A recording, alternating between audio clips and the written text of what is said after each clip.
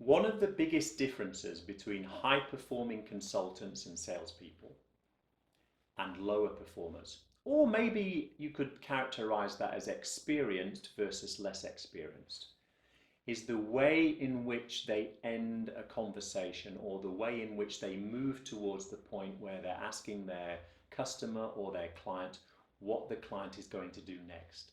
I guess in classic terms it would be about asking for the business.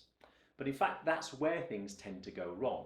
Because at the end of the day, asking for the business is putting your customer or your client under pressure and to a degree asking them to say yes or no. So anytime you ask a question that says, well, do you think we can help with this? Or do you think this is something that you would like us to do? Then you're going to get a yes or no answer. So you've created a binary situation.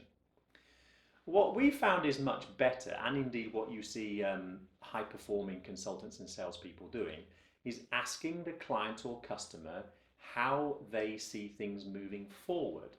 So instead of asking a closed question, which has a yes or no response, you ask an open question, which is focused on the other person and asking them, what do you see as the next steps? How do you see this moving forward?